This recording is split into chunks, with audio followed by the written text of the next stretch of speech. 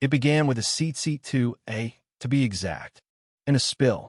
A glistening streak of orange juice accidentally tipped onto the plush leather, followed by a string of polite apologies, the kind that sound softer than they feel. "We'll just need to move you for a moment," they had said. "It's just temporary." They didn't yell. They didn't sneer. They didn't raise their voices or throw slurs. They didn't have to. Their comfort was cloaked in civility, their prejudice wrapped in policy. But make no mistake, it was exclusion. Strategic, subtle, and systemic. No one in the first-class cabin said a word, not the sharply dressed passengers pretending not to notice, nor the flight attendants who enforced the shift without blinking. And she, the woman they quietly demoted from her rightful seat, didn't scream, didn't demand, didn't even frown. Her name was Adrienne Calloway, and she sat in silence as the plane reached cruising altitude. She didn't make a scene. She made a decision. 3 hours later, the company behind the airline lost $4.2 billion. And yet, not a single soul aboard the flight knew who Adrienne really was. She wasn't just another passenger. She wasn't a tourist or a fluke of upgraded miles. She was the architect behind the very financing that kept those aircraft in the sky. A silent force in aviation infrastructure and a principal stakeholder in Skirich Capital firm that quietly owned significant equity in multiple global carriers, including the one whose stewardess had asked her to just move to accommodate a family. Adrienne Calloway was a name whispered in mergers and feared in boardrooms. But on that flight, she was dismissed like she didn't belong. The airport that morning shimmered in sunlit glass and humming foot traffic. Adrienne had arrived dressed, not to be seen, but to be clear. A deep navy coat, tailored black slacks, and a soft gray scarf tied neatly at the neck. Her curls were pulled back tightly, her satchel worn but elegant, the weight of silence tucked inside it. At the boarding gate, she had presented her first-class ticket without hesitation, only to be stopped by the attendant who glanced her up and down before saying, "This is the priority line, ma'am." "I know," she'd answered quietly. The green light had blinked as her pass was scanned, but the glances didn't stop. The whispers continued. Even after she'd taken her seat, 2A came to her again.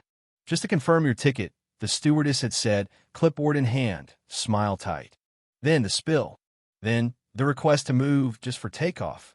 Then a downgrade from first class to the final row of business, squished between two indifferent men too engrossed in their Bloody Marys to shift their arms. But Adrienne didn't flinch. She didn't ask for explanations or argue for decency. She moved, she listened, and she remembered. Not just for herself, but for the moment the reckoning would come. The new seat they gave her had no window, no armrest, and no tray table that worked.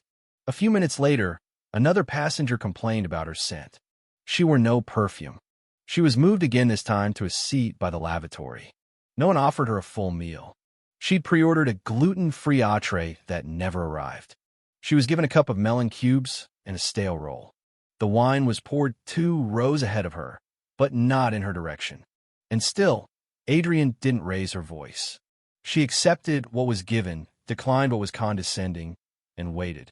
Because what they didn't know, what they hadn't even cared to research, was that Adrienne Calloway had spent the last 15 years building a network so deeply intertwined with their own corporate arteries that she could, with a single instruction, reroute their blood supply.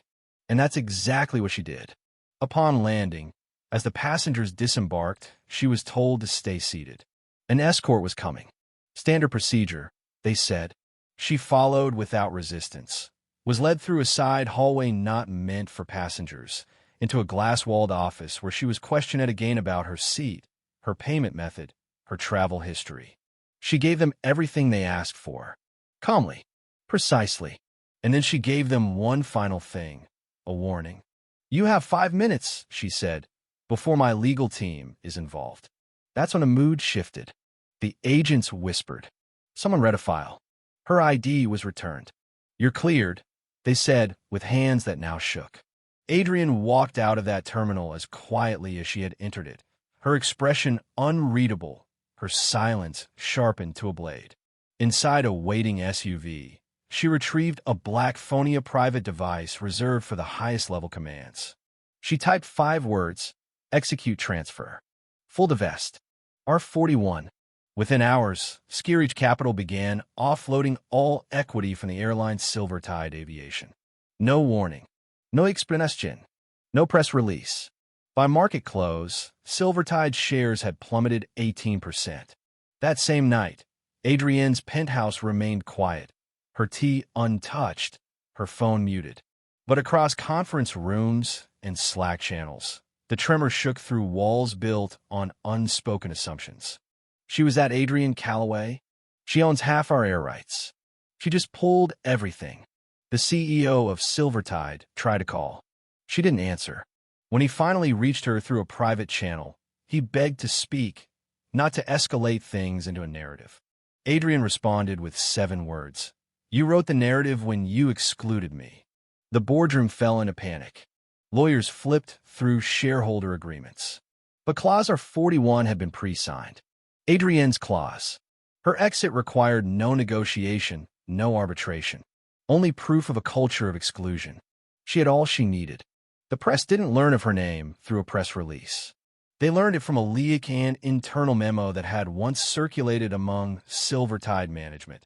Maintain brand optics. Discreetly manage non-standard premium profiles. It was signed by a VP who was now unemployed. The fallout was swift. 3 executives were removed. 6 crew members were suspended. Diversity officers across the industry began rewriting policies with a new urgency. One airline CEO tweeted, "If you don't know who's into A, assume she might own the sky." Adrienne never gave an interview. She didn't sue. She didn't write a memoir. She simply presented the airline with a packet the same one she had pitched 6 years earlier, and they had laughed off the Callaway Initiative. A full-scale blueprint for inclusive operations, accountability metrics, anti-bias infrastructure, and equity-based passenger protection protocols. This time, they didn't laugh. They implemented it. Adrienne chose not to be the face of the reform. She nominated someone else. Leah Mendoza, a former stewardess fired 2 years ago for flagging discrimination. Leah was now reinstated as Vice President of Passenger Equity Strategy. Adrienne returned to her private life. Quiet. Focused. She never asked for applause. Only acknowledgement that what happened to her should never happen again. But the industry remembered. Her silence became legendary. Her name, a coded lesson. We had a Callaway moment, executives would say, meaning we forgot that comfort is not a justification for cruelty. Somewhere in a small training center, Adrienne would quietly visit once a month, meeting future pilots and aviation staff from all backgrounds. She'd listen, offer insight, and at the end, hand out a folded metal airplane with 3 engraved words. See, respect. Remember, she never wore her power on her sleeve, but she wore her impact in every silence she left behind. And the next time someone tried to quietly move a woman from seat 2A, they checked twice, and they remembered. 3 months had passed since the turbulence, not the kind you feel in the sky, but the kind that uproots structures built on quiet compliance. The financial markets had stabilized, but the industry hadn't. Because Adrienne Callaway didn't just pull capital, she pulled the curtain. And what lay behind it couldn't be unseen. Silvertide Aviation was still flying, but not on autopilot anymore. Every seat map adjustment, every passenger engagement protocol, every flight attendant onboarding now began with a new module. CV, Callaway Verification Ethics. It was internal shorthand, but every crew member knew what it meant. Don't assume. Don't dismiss. Don't forget 2A. Adrienne had become something the media couldn't categorize. She was neither antagonist nor hero, not activist nor disruptor. She was the architect of consequence. But she remained silent, purposefully, strategically, until Geneva. The International Forum on Ethical Leadership had extended the invitation twice before. Adrienne had ignored it both times. But the third one came with a postscript handwritten by a name she hadn't heard in years. "I'm still flying because of you." Captain Amira J. Amira had been one of the first women of color to captain a transatlantic flight under a commercial banner. Years ago, She'd nearly been grounded for calling out systemic bias. Adrian had funded her legal defense anonymously, her first quiet intervention. This time, she said yes. The conference room in Geneva wasn't grand, not the kind with chandeliers or velvet ropes. It was a ring of glass and silence, filled with listeners, not reporters. The theme was power without performance. Adrian Calloway walked to the center of the room in a black wool suit, hair tucked into a low bun, no jewelry, no notes. Just presence, just memory. And when she spoke, her voice didn't rise. It lowered the room into stillness. We always talk about who gets power, but we rarely ask who gets to feel safe using it. I wasn't profiled for being loud. I was punished for not being apologetic about where I sat. But this isn't about me. I have leverage. This is for the people who don't. The young woman on her first flight, the elder in economy with an accent, the single mother with too many bags and not enough patience left. I don't want to be remembered as the woman who pulled billions.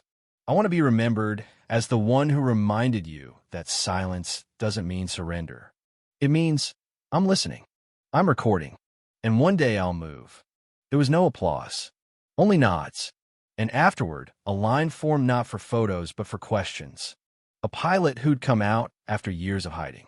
A young woman who'd been demoted on a hospitality crew for looking too urban. A disabled veteran who once got flagged 3 times in a single layover. Adrian took every story, took every card, and passed out only one thing, a folded sheet titled, Reentry, How to Return to the Systems You Once Upheld. It wasn't a forgiveness guide. It was a framework, built not for redemption, but for redesign. And then another invitation came, this time not from a city, but a continent. South Africa. The Johannesburg International Aviation Academy had launched a diversity recruitment program. They wanted Adrian to help structure it. She accepted under one condition. Let me choose the first cohort myself. And she did. 20 names. Selected not from Ivy League resumes or pristine GPA transcripts, but from applications handwritten from shelters, resumes stapled at job fairs, interview answers delivered with stutters but honesty. She called them Flight 20.